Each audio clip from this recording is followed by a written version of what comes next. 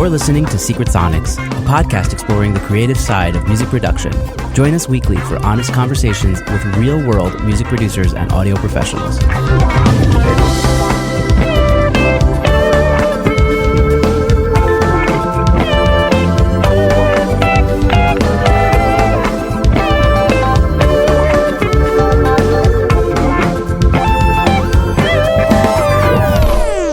Hello and welcome back to Secret Sonics. I'm your host, Ben Wallach. My guests today are Sean and Brendan Kelly. Sean and Brendan are brothers and a production duo currently based out of both Savannah, Georgia and Montgomery, New York. They began working together at the ages of 11 and 9, respectively, when they formed the band A Fragile Tomorrow. In that band, they toured the U.S., Europe, and Israel with the likes of Indigo Girls, The Bengals, Kay's Choice, Matthew Street, and more, and have recorded a number of studio albums. Since 2014, they've been self-producing the band's releases at Low Watt Recording, the studio in Savannah that they run alongside producer Ted Comerford. Brendan and Sean have long been obsessed with records and the art of recording. Since starting with Low Watt, they've produced and engineered projects from Tampa-based rock band The Blonde Tongues, veteran singer-songwriter Matt McGrew, sub-pop and kill rock stars artist Danielle Howell and Susan Kousel, best known as the member of the 60s family band The Kousels, the real-life inspiration for the Partridge Family. The brothers have also collaborated frequently with legendary producers Mitch Easter and Malcolm Byrne. Most recently, they released the debut EP from their new band, So Sure, a project that began in isolation alongside Explorers Club drummer Kyle Polk and was recorded separately in 3 different cities. The EP continues the shoegaze and dream pop tradition of bands like My Bloody Valentine, Cockatoo Twins, Ride, Slow Dive, and many more. They also run Noise Generator, a YouTube channel focused on effects, pedals, demos, and reviews. It's a pleasure to welcome them to the show. So welcome to Secret Sonic, Sean and Brendan. Thank you. Thanks for having us, man. Thanks for having us. Yeah, you guys are only the second, duo that I've interviewed. So that's awesome. That's pretty cool. So you mentioned that you guys even came to Israel on your touring dates. Tell me about that. Yeah, we did. It was like 5 years ago. Was it 5, Brendan? Yeah, it was 2015. Yeah, so it's coming up on 5 years.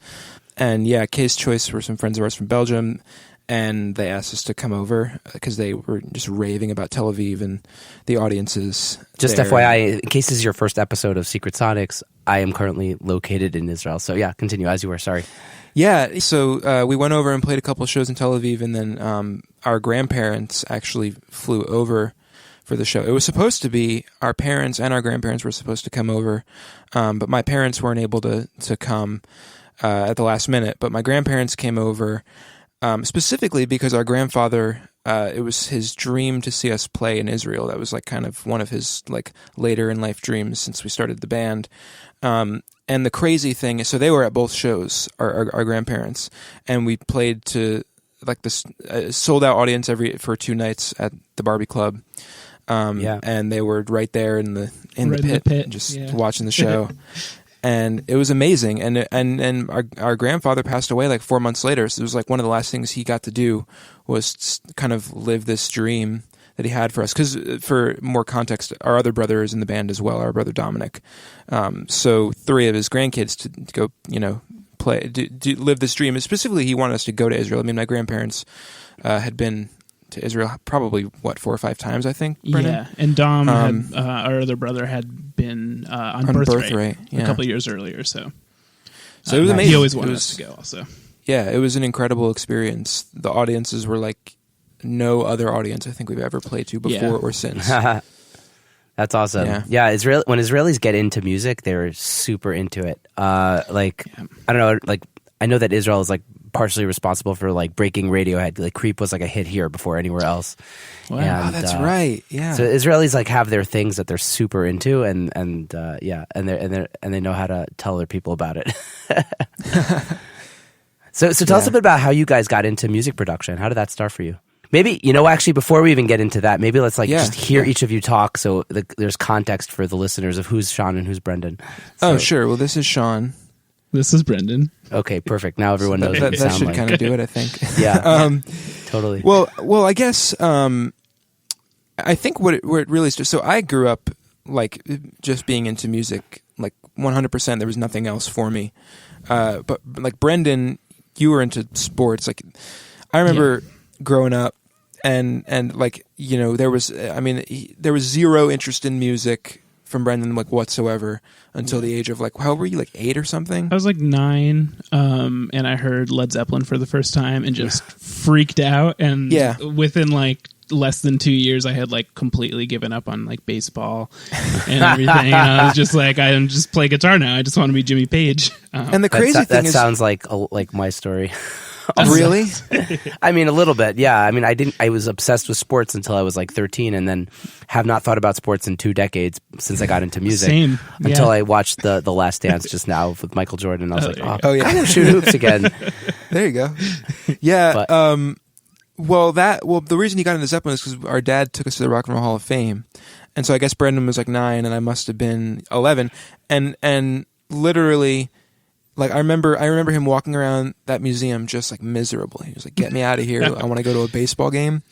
And then our dad was like, "No, sit down. Like, put on these headphones. You got to listen to this." And he put on a Whole Lot of Love, and it was like, it's the panning thing.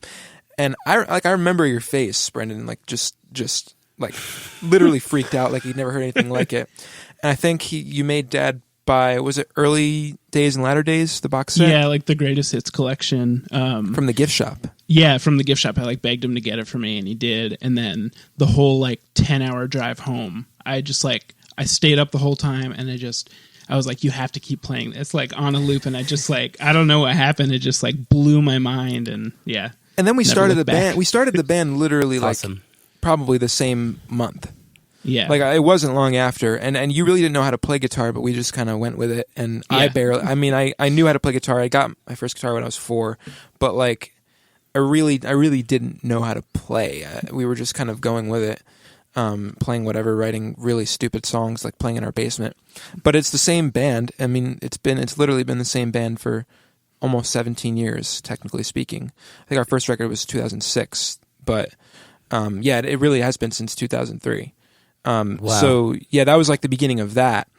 And then production, I mean, I remember when we made our second record with Malcolm Byrne, that was kind of like the first time that we'd really been in like a real studio situation.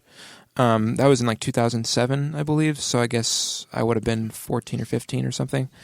And like, so the record before was kind of like, we call it a glorified demo because it really was. And it wasn't anything special. Yeah. Just a, kid setting up in a room and, somebody's recording us, and it was kind of how else like are you supposed garbage. to start, right? Like that's the only way. You got to get. Yeah. I mean, thinking back now, like that experience was kind of wild because, I mean, it was clear. I mean, the guy, like, the guy that we recorded with was like this just local dude who was like, had a studio, and he was a wedding DJ, and he was a travel agent, and he was all this stuff.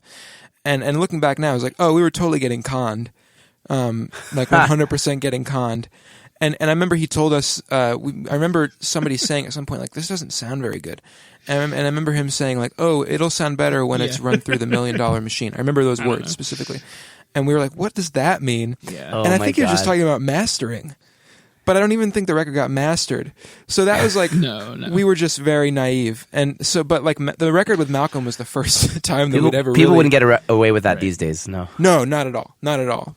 But this was really, I mean, this was kind of before, like, what research could we have done, Like, we didn't know any better. We were just trusting this dude. But, so working with Malcolm, was and literally his wife found us on MySpace, I think. So, I mean, we kind of poo-poo that first record, but it was the thing that got us noticed by Malcolm's wife. We were just a bunch of kids writing stupid songs, but it led us there. So, you can't knock it entirely, I guess, but I have a hard time with that. But so I guess we did that record with Malcolm, like being in a studio with somebody who's made all these records, and his studio was in his basement in this like really incredible house in Kingston, New York. And he had several studios before that. He was probably best known for Emmylou Harris. Red Dirt Girl was a record he won a Grammy for, but like he's worked with Bob Dylan and Peter Gabriel. Daniel Lanois was like he was Lanois' engineer for years, so they worked on like everything together, all the Neville Brothers stuff and stuff like that. So like being in his studio when he's got like a real console, real serious gear. It was mostly live. But that was like the first time, like being there for that 2 weeks or whatever that we took off of school to make the record, was like the first time, like I remember like falling in love with recording.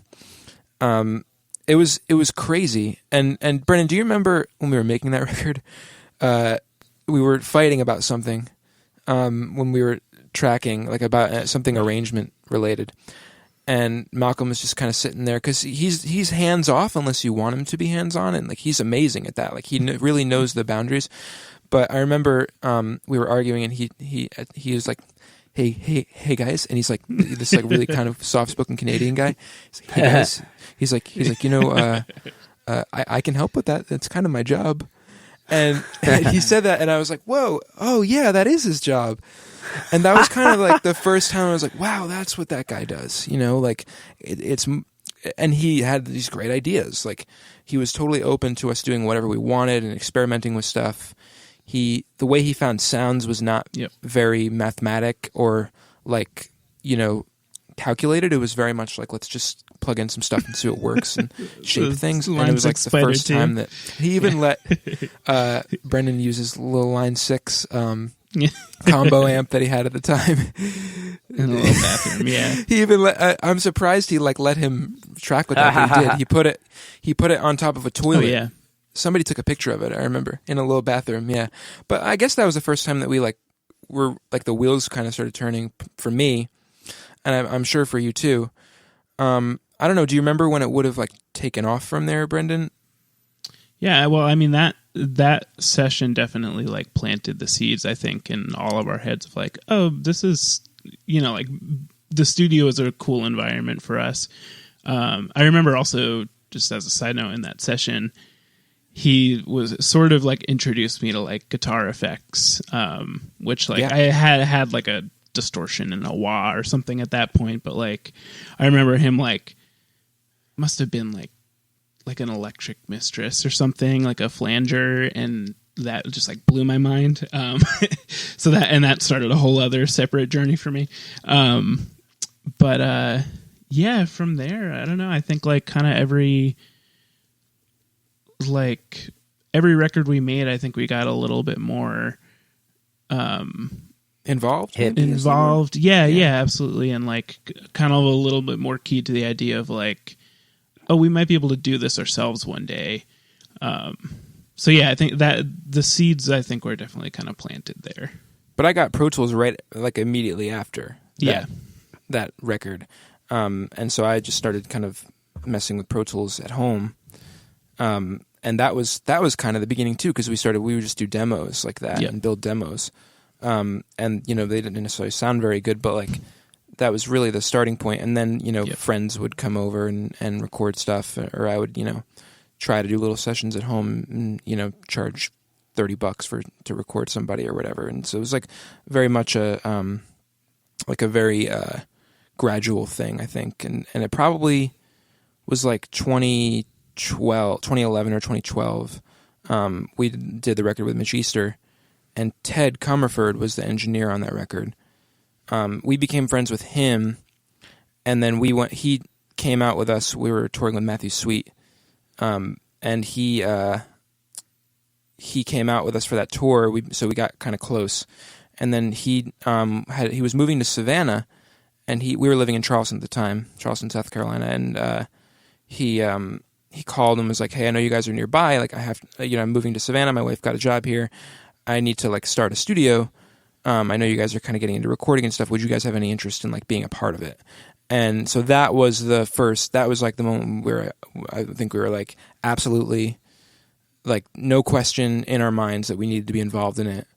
And I think from there, I mean, it was just a matter of learning the Neve that's in low watt, and experimenting. And the first record we did was, one of our records, like I think the one from 2015 or whatever, and we literally, our label let us self-produce and engineer it, and so we just kind of were learning, like working on a Neve and stuff like that, and making a big record like that as we went. Good for you guys. Yeah, it was crazy. It totally not lost on me that that people don't get that opportunity very often. Yeah. So that was the starting point for sure. Was that, like, making that record was definitely the starting point. So let's jump forward a little